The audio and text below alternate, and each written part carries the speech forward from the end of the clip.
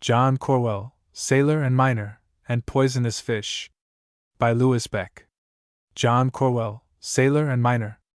Am I to have no privacy at all? Demanded the governor irritably as the orderly again tapped at the open door and announced another visitor. Who is he and what does he want? Mr. John Corwell, Your Excellency, master of the cutter series, from the South Seas. The governor's brows relaxed somewhat. Let him come in 10 minutes, Cleary, but tell him at the same time that I am very tired, too tired to listen unless he has something of importance to say. The day had indeed been a most tiring one to the worthy governor of the colony of New South Wales, just then struggling weakly in its infancy, and only emerging from the horrors of actual starvation, caused by the utter neglect of the home authorities to send out further supplies of provisions. Prisoners of both sexes came in plenty, but brought nothing to eat with them. The military officers who should have helped him in his arduous labors were secretly plotting against him, and their spare time, and they had plenty, was devoted to writing letters home to highly placed personages imploring them to induce the government to break up the settlement, and not waste the health and lives of even these abandoned convicts in trying to found a colony in the most awful and hideous desert the eye of man had ever seen, a place which can never be useful to man and is accursed by God. But the governor took no heed. Mutiny and discontent he had fought in his silent, determined way as he fought grim famine, sparing himself nothing, toiling from dawn till dark, listening to complaints, remedying abuses, punishing with swift severity those who deserved it, and yet always preserving the same cold, unbending dignity of manner which covered a highly sensitive and deeply sympathetic nature. But on this particular day, fatigue, the intense heat, which had prevailed, a violent quarrel between the intriguing major commanding the Marines, and many other lesser worries, had been almost more than he could bear, so it may well be imagined that he was more inclined for rest than talk. 10-20 minutes, and then the thin, spare figure raised itself wearily from the rude sofa.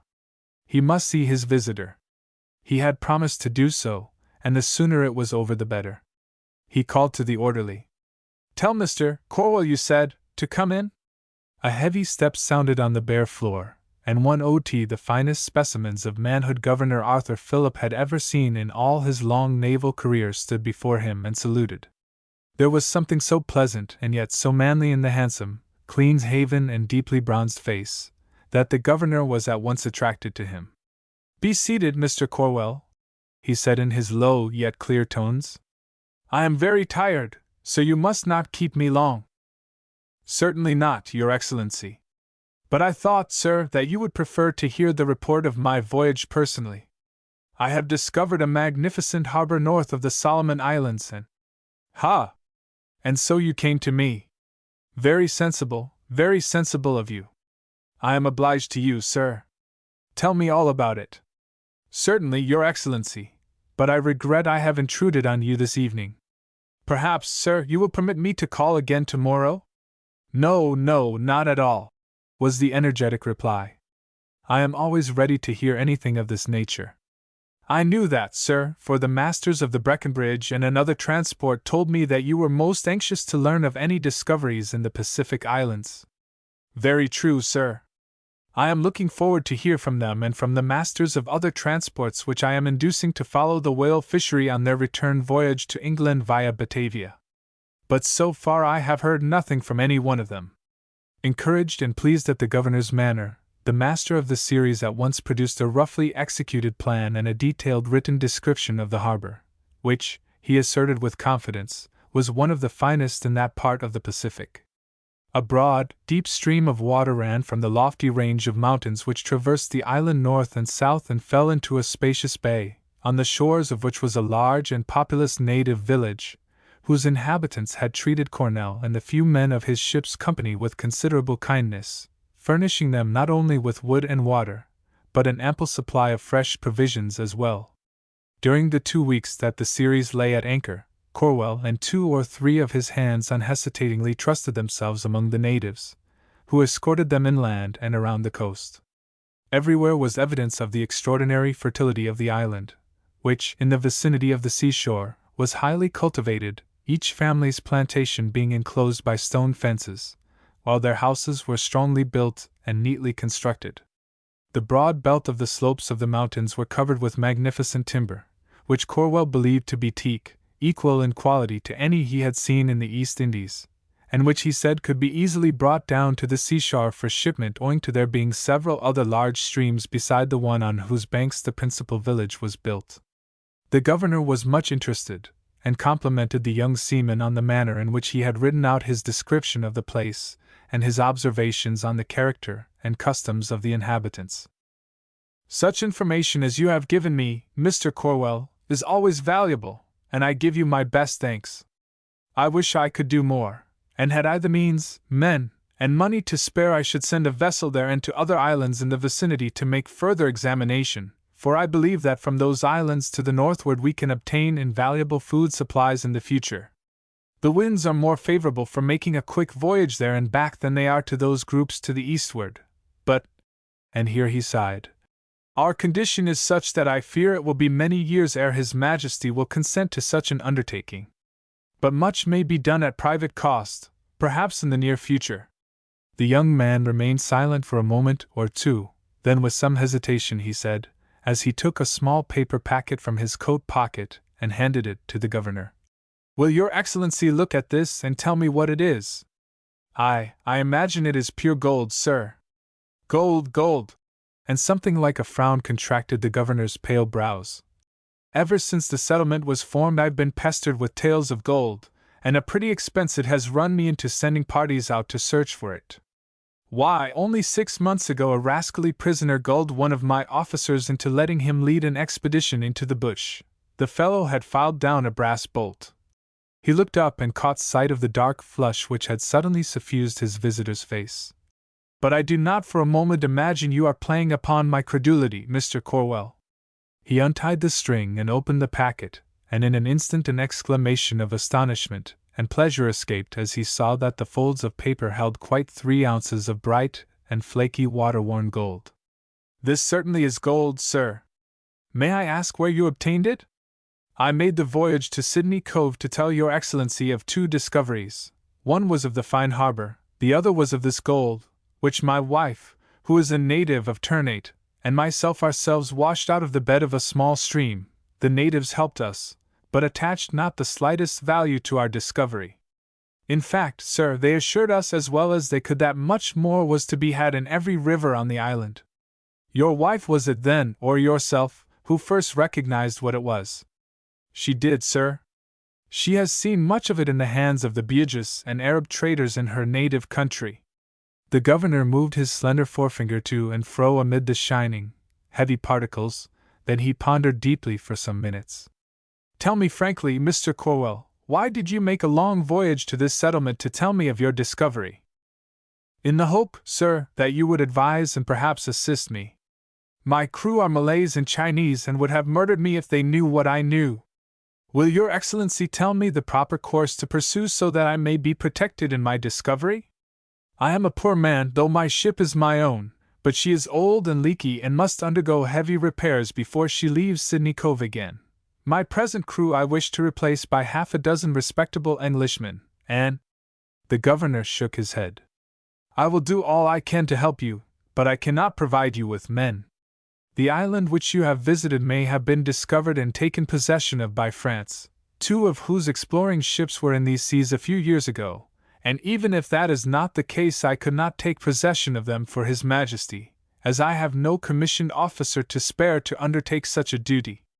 Yet, if such an officer were available, Mr. Corwell, I would be strongly tempted to send him with you, hoist the British flag, and then urge the home government to confirm my action and secure to you the right, subject to the King's royalties, to work these gold deposits. But I am powerless, much as I wish to aid you." A look of disappointment clouded the young captain's handsome features. "Would your Excellency permit me to endeavor to find 3 or 4 seamen myself? There is a transport ready to sail for England, and I may be able to get some men from her." "I doubt it. Unless you revealed the object of your voyage, which would be exceedingly foolish of you, you could not induce them to make a voyage in such a small vessel as yours to islands inhabited mostly by ferocious savages. But this much I can and will do for you. I will direct Captain Hunter of the Sirius, the only king's ship I have here, to set his carpenters to work on your vessel as soon as ever you careen her. I will supply you at my own private cost with arms and ammunition and a new suit of sails. Provisions I cannot give you, God knows we want them badly enough ourselves, although we are not now in such a bad plight as we were 10 months ago. Yet for all that I may be able to get you a cask or two of beef. That is most generous of you, sir. I will not, however, take the beef, your excellency. But for the sails and the repairs to my poor little vessel I thank you, sir, most heartily and sincerely. And I pledge you my word of honor, as well as giving you my written bond, that I will redeem my obligations to you. And if you fail I shall be content, for I well know that it will be no fault of yours. But stay, Mr. Corwell, I must have one condition. Name it, sir. You too must pledge me your honor that you will not reveal the secret of your discovery of gold to any one in the settlement. This I do not demand, I ask it as a favor. Then the governor took him, guardedly enough, into his confidence. With 1,000 convicts, most of them utter ruffians, guarded by a scanty force or marines, the news of gold having been found would, he was sure, have a disastrous effect, and lead to open revolt. The few small merchant ships which were in port were partly manned by convict seamen, and there was every likelihood of them being seized by gangs of desperate criminals, fired with the idea of reaching the Golden Island. Already a party of convicts had escaped with the mad idea of walking to China, which they believed was only separated from Australia by a large river which existed a few hundred miles to the northward of the settlement. Some of them died of thirst, others were slaughtered by the blacks, and the wounded and exhausted survivors were glad to make their way back again to their jailers. Cornell listened intently, and gave his promise readily. Then he rose to go, and the governor held out his hand. Good evening, Mr. Cornell. I must see you again before you sail. 2. One evening, 3 weeks later, so vigorously had the carpenter's mates from the old frigate Sirius got through their work, the Ceres was ready for sea. She was to sail on the following morning, and Corwell, having just returned from the shore, where he had been to say goodbye to the kind-hearted governor, was pacing the deck with his wife, his smiling face and eager tones showing that he was well pleased. He had reason to be pleased, for unusual luck had attended him. Not only had his ship been thoroughly and efficiently repaired, but he had replaced 6 of his untrustworthy Malays by 4 good, sturdy British seamen, one of whom he had appointed mate. These men had arrived at Sydney Cove in a transport a few days after his interview with the governor. The transport had been condemned, and Corwell, much to his delight, found that out of her crew of 30, 4 were willing to come with him on what he cautiously described as a voyage or venture to the South Seas. All of them had served in the Navy, and the captain of the transport and his officers gave them excellent characters for sobriety and seamanship. Out of the 60 or 70 pounds which still remained to him he had given them a substantial advance, and the cheerful manner in which they turned to and helped the carpenters from the frigate convinced him that he had secured decent, reliable men, to whom he thought he could reveal the real object of his voyage later on. 2 years before Cornell had been mate of a country ship employed in trading between Calcutta and the Moluccas. The turnate agent of the owners of the ship was an Englishman named Leighton, a widower with 1 daughter, whose mother had died when the girl was 15. With this man the young officer struck up a friendship, and before 6 months had passed he was the acknowledged suitor of Mary Leighton, with whom he had fallen in love at first sight, and who quickly responded to his affection.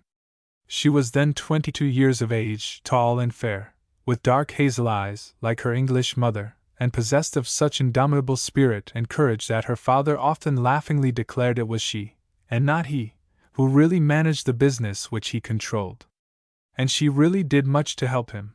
She knew his weak, vacillating, and speculative nature would long since have left them penniless had he not yielded to her advice and protests on many occasions. Generous and extravagantly hospitable, he spent his money lavishly, and had squandered 2 or 3 fortunes in wild business ventures in the Indian seas instead of saving one.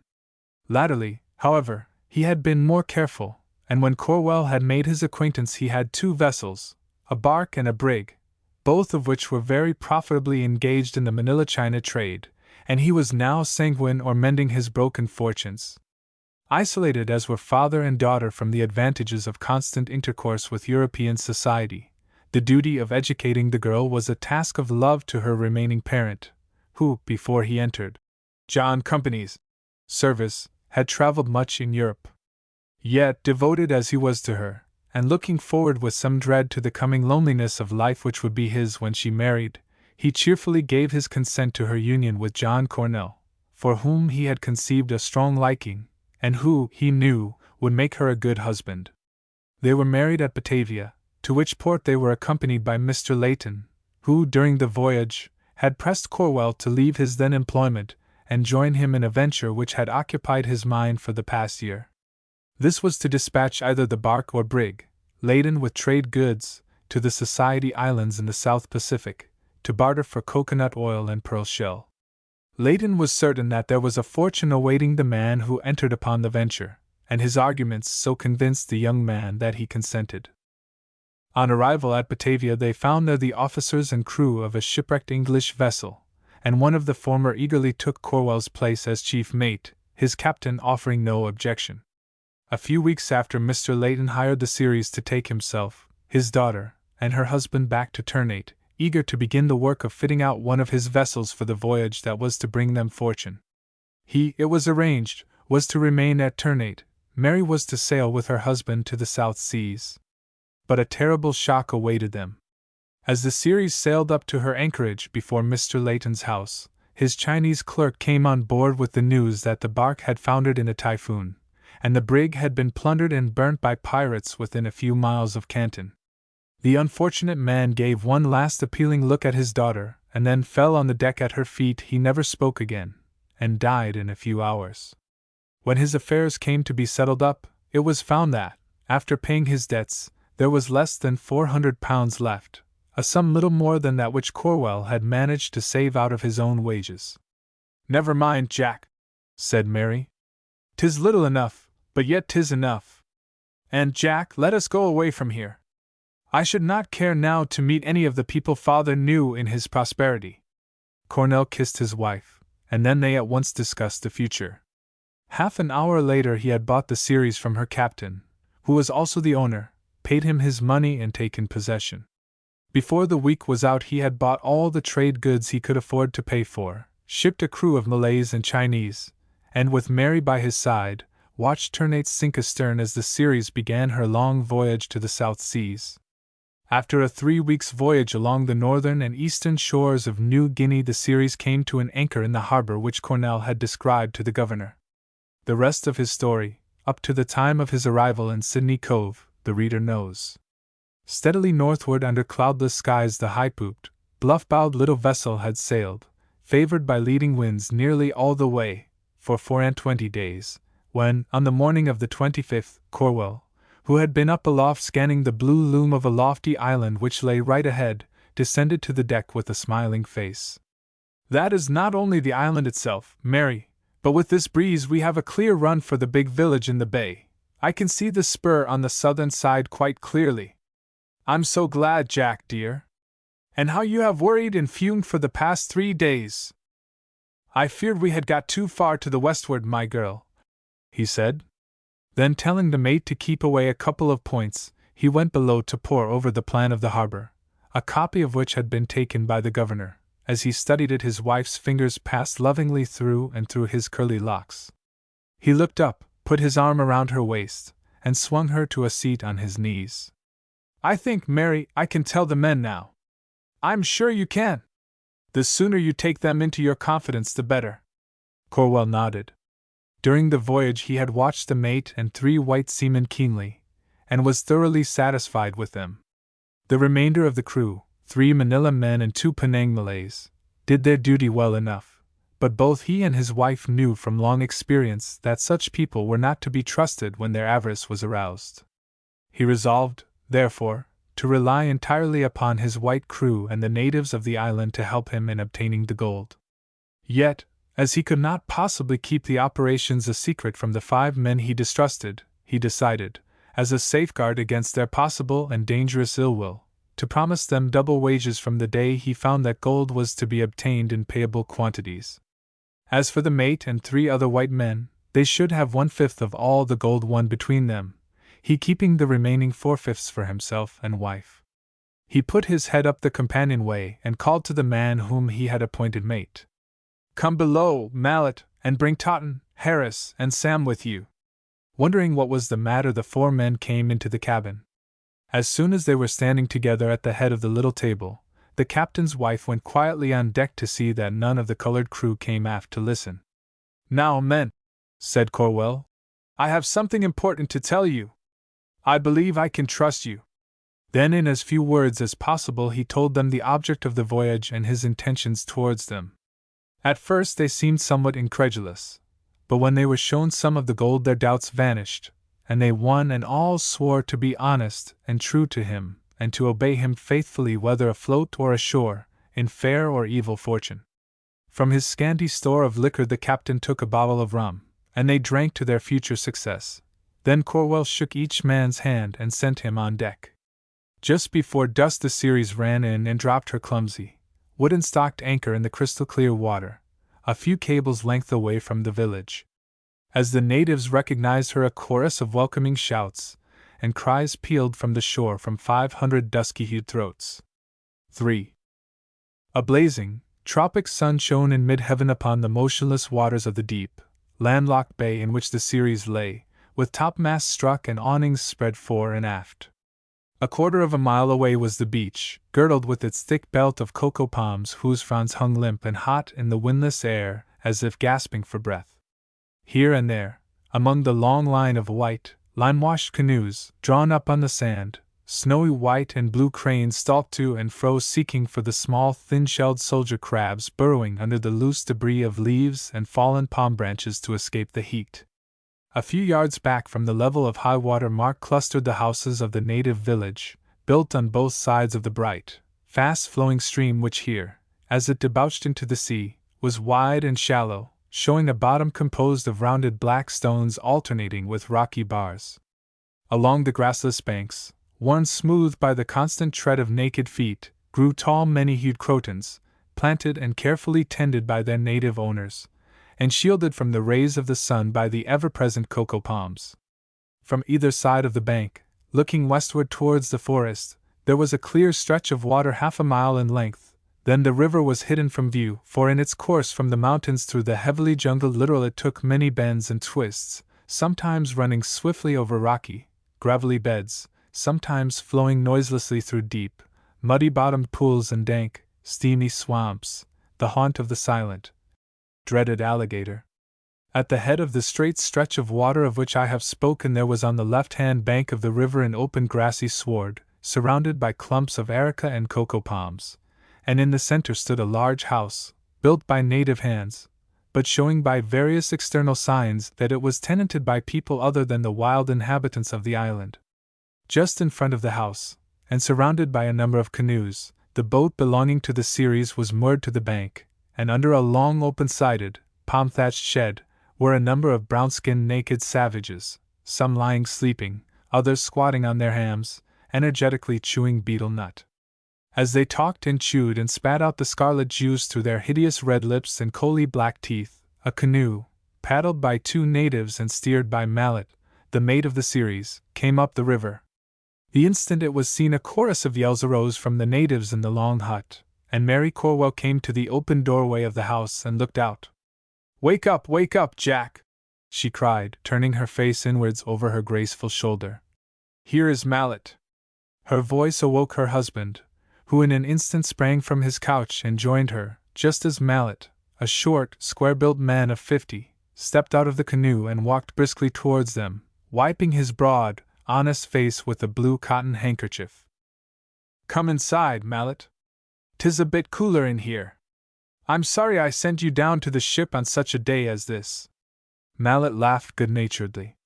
"I didn't mind it, sir, though 'tis a powerful hot day, and the natives are all lying asleep in their huts. They can't understand why us works as we do in the sun, Lord, sir.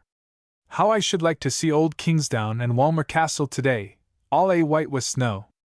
I was born at Deal." Mary Cornell brought the old seaman a young coconut to drink, and her husband added a little rum. Mallet tossed it off and then sat down. Well, sir, the ship is all right, and those chaps aboard seem content enough.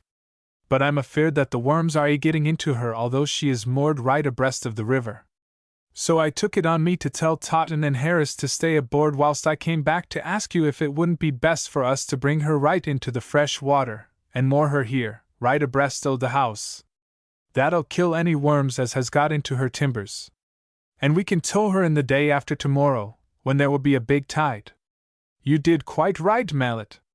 Very likely the worms have got into her timbers in spite of her being abreast of the river's mouth. I should have thought of this before. Ah, Jack, said his wife, with a smile, we have thought too much of our gold getting and too little of the poor old Ceres. Well, I shall think more of her now, Mary. And as the rains will be on us in a few days, so the natives say, and we can do no more work for 3 months, I think it will be as well for us to sail the Ceres over to that chain of lagoon islands about 30 miles from here. I fear to remain here during the wet season, on account of the fever. After further discussion, it was decided that Jack and Mallet, with some natives, should make an early start in the morning for their mining camp, 6 miles away, at the foot of the range, and do a long, last day's work, returning to the house on the following day. Meanwhile, a message was to be sent to Harris and Totten to bring the vessel into the creek as soon as the tide served, which would be in 48 hours.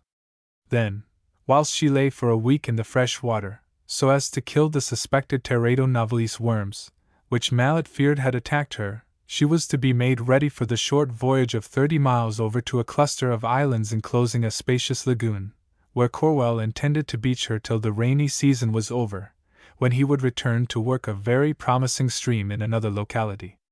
Already he and his men, aided by the natives, had, in the 4 months that had passed since they arrived, won nearly 500 ounces of gold, crude as were their appliances. Jack, said his wife, I think that, as you will be away all day and night, tomorrow I shall go on board and see what I can do. I'll make the men turn to and give the cabin a thorough overhauling. Marawa, the chief's wife, has given me a lot of sleeping mats, and I shall throw those old horrible flock mattresses overboard, and we shall have nice clean mats instead to lie on. At daylight Mallet aroused the natives who were to accompany him and the captain, and then told off 2 of them to make the boat ready for Mrs. Corwell. Then he returned to the house and called out, The boat is ready, sir. So am I, Mallet, replied Mary, tying on her old-fashioned sunhood. Then she turned to her husband. Jack, darling, this will be the very first time in our married life that I have ever slept away from you, and it shall be the last, too. But I do want to surprise you when you see our cabin again. She put her lips up to him and kissed him 6 times. There, that's a good night and good morning 3 times over. Now I'm ready. Corwell and Mallet walked down to the boat with her and saw her get in. She kissed her hand to them and in a few minutes was out of sight. 4. A light, cool breeze, which had set in at daylight, was blowing when Mary Corwell boarded the Ceres. Totten and Harris met her at the gangway, caps in hand. Poor Sam, their former shipmate, had died of fever a month before. They were delighted to hear that she intended to remain on board, and Harris at once told Miguel, the scoundrelly-faced Manila cook, to get breakfast ready. And you must have your breakfast with me, said Mary, and after that you must obey my orders. I am to be captain today. As she and the 2 seamen sat aft under the awning, at their breakfast, Selak, the leading Malay, and his fellows squatted on the forehatch and talked in whispers. I tell thee, said Selak, that I have seen it. On the evening of the day when the man Sam died and was buried, I was sitting outside the house. It was dark, and the Tuan Corwell thought I had returned to the ship. I crept near and listened. They were speaking of what should be done with the dead man's share of the gold. Then I looked through the cave side of the house, and dost remember that white basin of thine, Miguel? The Manila man nodded. The white woman, at a sign from her husband, went into the inner room and brought it out and placed it on the table. It was full to the brim with gold.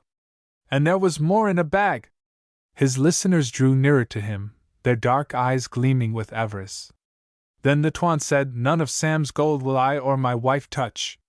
Let it be divided among you 3. It is but fair. They talked again, and then Mallet said to the Tuan, Captain, it shall be as you wish. But let it all go together till the time comes for thee to give us our share. I watched the white woman take the basin and the bag, put them into a box, and place the box in a hole in the ground in her sleeping room. Then I came away, for my heart was on fire with the wrong that hath been done to us.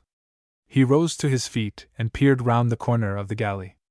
Mary and the 2 seamen were eating very leisurely. 3 of them are here now and will sleep aboard tonight. God hath given them into our hands. And what of the other 2? They are strong men, asked a wizen, monkey-faced Malay, nicknamed Nakoda, the captain. Bah! What is a giant if he sleeps and a kriss is swept across his throat, or a spear is thrust into his back from behind? They, too, shall die as quickly as these who sit near us. Now listen. But sit thou out on the deck, Miguel, so that thou canst warn us if either of those accursed dogs approach. The cook obeyed him silently. This it is to be. Tonight these 3 here shall die in their sleep, silently and without a sound. Then we, all but thou, Nakoda, shall take the boat and go to the house. Both the Tuan and Mallet sleep heavily and— he drew his hand swiftly across his tawny throat. And then? Queried Nakoda. And then the gold, or our share of which we have been robbed, is ours, and the ship is ours, and I, Selak, will guide ye all to Dabo in the Aru Islands, where we shall be safe, and become great men. But, muttered another man, what if these black sons of Shaitan here of the island turn upon us after we have slain the white men? Selak laughed scornfully. The sound of a gun terrifies them. They are cowards, and will not seek to interfere with us. Night had fallen. The 2 white seamen, tired out with their day's work, had spread their mats on the poop, and were sound in slumber. Below in the cabin, the captain's wife lay reading by the light of a lamp, and Selak, standing in the waist, could see its faint reflection shining through the cabin door, which opened on to the main deck. Sitting on the foredeck, with their hands clutching their knives, his companions watched him. At last the light was lowered, and Mary closed her eyes and slept. The Malay waited patiently. One by one the remaining native fires on the shore went out, and presently a chill gust of air swept down from the mountains, and looking shoreward he saw that the sky to the eastward was quickly darkening and hiding the stars. A heavy downpour of rain was near. He drew his kriss from its tortoiseshell sheath and felt the edge, made a gesture to the crouching tigers for'ard, and then stepped lightly along the deck to the open cabin door. The other 4 crept after him, then stopped and waited, for less than a minute. A faint, choking cry came from the cabin, and then Selak came out, his kriss streaming with blood. It is done, he whispered, and pointing to the poop he sprang up. Hi there! What's the matter? Cried Totten, who had heard the faint cry, and then, too late, he drew his pistol from his belt and fired, as Selak's kriss plunged into his chest. Poor Harris was slaughtered ere he had opened his eyes. Spurning Totten's body with his naked foot, Selak cursed it. Accursed Christian dog! Would I could bring thee to life so that I might kill thee again! Then, as he heard the rushing hum of the coming rain squall, and saw that the shore was hidden from view, as if a solid wall of white stone had suddenly arisen between it and the ship, he grinned. Bah! What does it matter?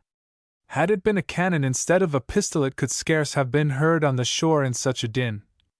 Ordering the bodies of the 2 seamen to be thrown overboard, Selak, the most courageous, entered the cabin, took a couple of muskets from the rack, and some powder and ball from the mate's berth, and returning to his followers, bade them bring the boat alongside.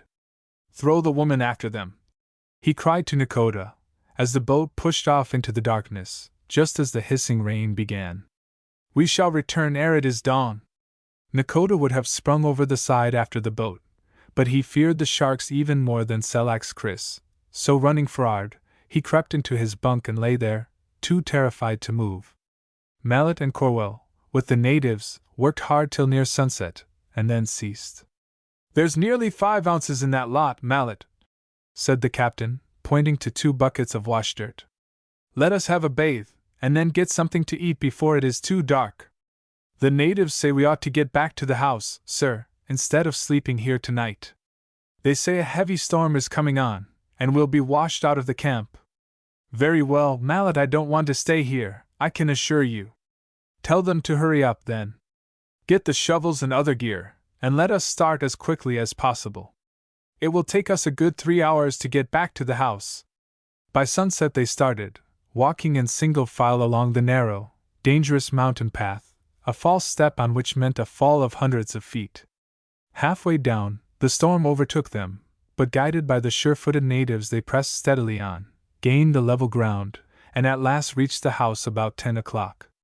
"Now that we have come so far we might as well go on board and give my wife a surprise," said Corwell to Mallet. "Look, the rain is taking off." "Not for long, sir. But if we start at once we may get aboard afore it starts again." 2 willing natives, wet and shivering as they were, quickly bailed out a canoe, and in a few minutes they were off, paddling down towards the sea. But scarce had they gone a few hundred yards when another sudden downpour of rain blotted out everything around them. But the natives paddled steadily on amid the deafening roar. The river was wide, and there was no danger of striking anything harder than the hanging branch of a tree or the soft banks. "I thought I heard voices just now," shouted Mallet. "Natives been out fishing," replied Corwell. As the canoe shot out through the mouth of the river into the open bay, the rain ceased as suddenly as it began, and the Ceres loomed up right ahead. "Don't hail them, Mallet. Let us go aboard quietly." They clambered up the side, the 2 natives following, and wet and dripping, entered the cabin. Corwell stepped to the swinging lamp, which burnt dimly, and pricked up the wick. His wife seemed to be sound asleep on the cushioned transom locker. "Mary!" he cried. "Wake up, dearest." "Oh my God, Mallet!" He sprang to her side, and kneeling beside the still figure, placed his hand on the blood-stained bosom. "Dead? Dead? Murdered!" He rose to his feet, and stared wildly at Mallet, swayed to and fro, and then fell heavily forward. As the 2 natives stood at the cabin door, gazing in wondering horror at the scene, they heard a splash. Nakota had jumped overboard and was swimming ashore. Long before dawn the native war drums began to beat, and when Selak and his fellow murderers reached the mouth of the river they ran into a fleet of canoes which waited for them. They fought like the tigers they were, but were soon overcome and made prisoners, tied hand and foot, and carried ashore to the house of the young men. The gold was taken care of by the chief, who brought it on board to Corwell. "When do these men die?" he asked. "Today," replied Corwell huskily. "Today, after I have buried my wife." On a little island just within the barrier reef, she was laid to rest, with the never-ending cry of the surf for her requiem. At sunset, Corwell and Mallet left the ship and landed at the village, and as their feet touched the sand the war drums broke out with deafening clamor. They each carried a cutlass, and walked quickly through the thronging natives to the house of the young men. "Bring them out," said Corwell hoarsely to the chief. One by one Selak and his fellow prisoners were brought out and placed on their feet, the bonds that held them were cut, and their hands seized and held widely apart. And then Corwell and Mallet thrust their cutlasses through the cruel hearts. Poisonous fish of the Pacific Islands. Many years ago I was sent with a wrecking party of native seamen to take possession of a Swedish bark which had gone ashore on the reef of one of the Marshall Islands, in the North Pacific. My employers, who had bought the vessel for £100, were in hopes that she might possibly be floated, patched up, and brought to Sydney. However, on arriving at the island I found that she was hopelessly bilged, so we at once set to work to strip her of everything of value, especially her copper, which was new. It was during these operations that I made acquaintance with both poisonous and stinging fish. There were not more than 60 or 70 natives living on the island, and some of these, as soon as we anchored in the lagoon, asked me to caution my own natives, who came from various other Pacific islands, not to eat any fish they might catch in the lagoon until each one had been examined by a local man. I followed their injunction, and for 2 or 3 weeks all went well. Then came trouble. I had brought down with me from Sydney a white carpenter, one of the most obstinate, cross-grained old fellows that ever trod a deck, but an excellent workman if humored a little.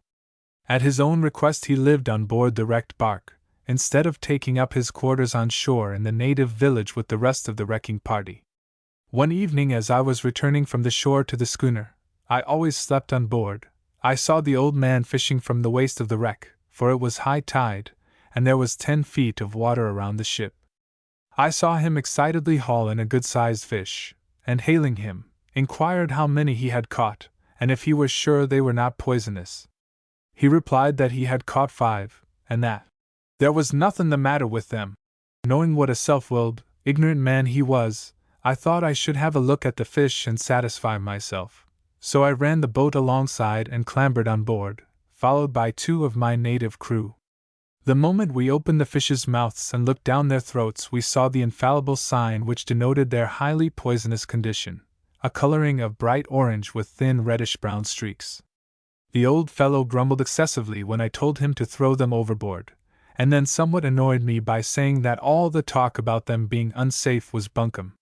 He had, he said, caught and eaten just the same kind of fish at Vavo, in the Tonga Islands, time and time again.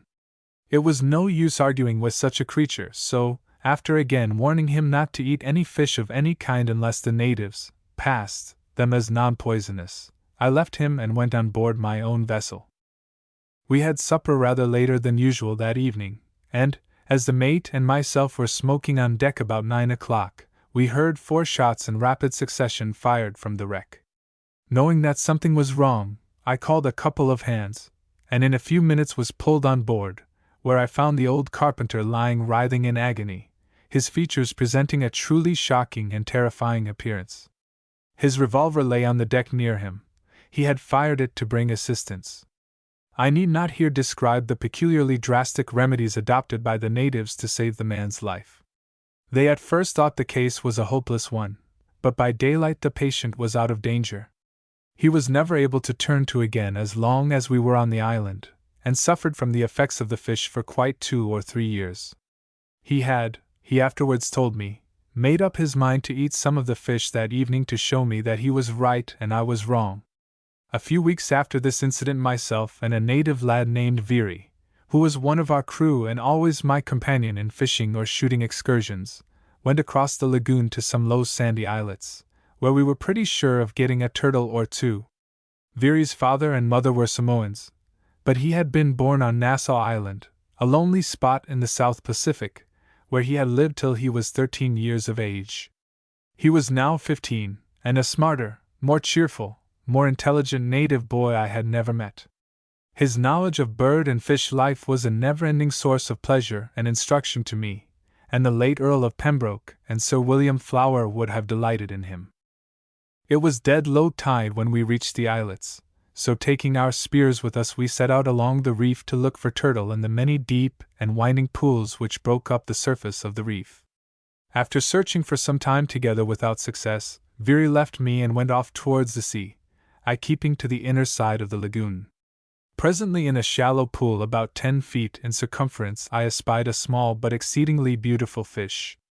It was about 4 inches in length, and 2.5 inches in depth, and as it kept perfectly still I had time to admire its brilliant hues, blue and yellow banded sides with fins and tail tipped with vivid crimson spots.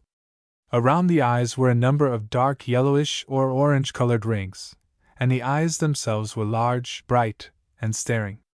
It displayed no alarm at my presence, but presently swam slowly to the side of the pool and disappeared under the coral ledge.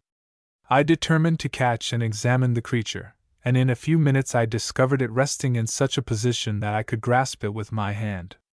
I did so, and seizing it firmly by the back and belly, whipped it up out of the water, but not before I felt several sharp pricks from its fins. Holding it so as to study it closely, I suddenly dropped it in disgust, as strange violent pains shot through my hand. In another 2 minutes they had so increased in their intensity that I became alarmed and shouted to Veery to come back. Certainly not more than 5 or 10 minutes elapsed before he was with me. To me it seemed ages, for by this time the pain was excruciating. A look at the fish told him nothing. He had never seen one like it before. How I managed to get back to the schooner and live through the next 5 or 6 hours of agony I cannot tell. Twice I fainted, and at times became delirious. The natives could do nothing for me, but said that the pain would moderate before morning, especially if the fish was dead. Had its fin struck into my foot instead of my hand, I should have died, they asserted. And then they told the mate and myself that one day a mischievous boy who had speared one of these abominable fish threw it at a young woman who was standing some distance away. It struck her on the foot, the spines penetrating a vein, and the poor girl died in terrible agony on the following day. By midnight the pain I was enduring began to moderate, though my hand and arm were swollen to double the proper size, and a splitting headache kept me awake till daylight. The shock to the system affected me for quite a week afterward. During many subsequent visits to the Marshall Group, our crews were always cautioned by the people of the various islands about eating fish or shellfish without submitting them to local examination. In the Radak chain of this widely spread out archipelago, we found that the lagoons were comparatively free from poisonous fish, while the Rallick lagoons were infested with them, quite 30%, being highly dangerous at all times of the year, and nearly 50% at other seasons. Jalawat Lagoon was, and is now, notorious for its poisonous fish. It is a curious fact that fish of a species which you may eat with perfect safety, say, in the middle of the month, will be pronounced by the expert natives to be dangerous a couple of weeks later, and that in a school of pink rock bream numbering many hundreds some may have their poison highly developed, others in but a minor degree, whilst many may be absolutely free from the taint. In the year 1889 the crew of a large German ship anchored in one of the Marshall Islands caught some very large and handsome fish of the bream kind, and the resident natives pronounced them good.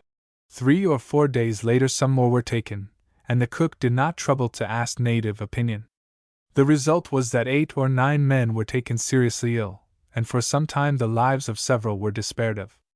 2 of them had not recovered the use of their hands and feet at the end of 10 weeks, and their faces, especially the eyes and mouth, seemed to be permanently, though slightly distorted. All the men agreed in one particular, that at midday they suffered most agonizing cramps, accompanied by shooting pains in the head and continuous vomiting to the point of exhaustion, these symptoms being very pronounced during the first week or 8 days after the fish had been eaten. That kind-hearted and unfortunate officer, Commodore J. G. Goodenough, took an interest in the poisonous and stinging fish of the Pacific Islands, and one day showed me, preserved in spirits of wine, a specimen of the dreaded no-you fish of the Hervey group, one of the most repulsive-looking creatures it is possible to imagine out of a child's fairy book. The deadly poison which this fish ejects is contained in a series of sacs at the base of the spines, and the Commodore intended to submit it to an analyst. By a strange coincidence, this gallant seaman a few months afterwards died from the effects of a poisoned arrow shot into his side by the natives of Nukapu, one of the Santa Cruz group of islands. This no-you, however, which is the nofu of the Samoans, and is widely known throughout Polynesia and Melanesia under different names, does not disguise its deadly character under a beautiful exterior like the stinging fish of Micronesia, which I have described above. The nofu, which is also met with on the coasts of Australia, is a devil undisguised, and belongs to the angler family. Like the octopus or the death adder, Acanthopus antarctica, of Australia, he can assimilate his color to his environment. His hideous wrinkled head, with his staring goggle eyes, are often covered with fine wavy seaweed, which in full-grown specimens sometimes extends right down the back to the tail. From the top of the upper jaw, along the back and sides, are scores of needle-pointed spines, every one of which is a machine for the ejection of the venom contained at the root. As the creature lies hidden in a niche of coral awaiting its prey, it is a voracious feeder. It cannot be distinguished except by the most careful scrutiny. Then you may see that under the softly waving and suspended piece of seaweed, as you imagine it to be, there are fins and a tail. And, as the nofu has a huge mouth, which is carefully concealed by a fringe of apparently harmless seaweed or other marine growth, he snaps up every unfortunate small fish which comes near him. In the Pacific Islands the nofu, i.e., the waiting one, is generally a dark brown, inclining to black, with splashes or blotches of orange, or marbled red and gray. In Australian waters, I have caught them in the Parramatta River, Port Jackson. They are invariably either a dark brown or a horrid, dulled yellow. Despite its poison-injecting apparatus, this fish is eaten by the natives of the Society, Hervey, and Pomotou groups of islands, in the South Pacific, where its flesh is considered a delicacy. It is prepared for cookery by being skinned, in which operation the venomous sacs are removed. In 1882, when I was living on the island of Peru in the Gilbert Group, the Francis Island of the Admiralty Charts, a Chinese trader there constantly caught them in the lagoon and ate them in preference to any other fish. Here in Peru the Nofa would bury itself in the soft sand and watch for its prey, and could always be taken with a hook. And yet in eastern Polynesia and in the equatorial islands of the Pacific many deaths have occurred through the sting of this fish, children invariably succumbing to tetanus within 24 hours of being stung. A little more about poisonous fish, i.e., fish which at one time of the year are good and palatable food and at others deadly. In the lagoon island of Nukufudo, the Paste Island of the charts, where the writer lived for 12 months, the fish both within the lagoon and outside the barrier reef became highly poisonous at certain times of the year. Flying fish, which were never caught inside the lagoon, would be safe to eat if taken on the lee side of the island, dangerous, or at least doubtful, if taken on the weather side. Manini, a small striped fish much relished by the natives, would be safe to eat if caught on the reef on the western side of the island, slightly poisonous if taken 4 miles away on the inside shore of the eastern islets encompassing the lagoon. Sharks captured outside the reef, if eaten, would produce symptoms of poisoning, vomiting, excessive purging, and tetanus in a modified form. If caught inside the reef and eaten, no ill effects would follow. Crayfish on one side of the lagoon were safe. 3 miles away they were highly impregnated with this mysterious poison, the origin of which has not yet been well defined by scientists.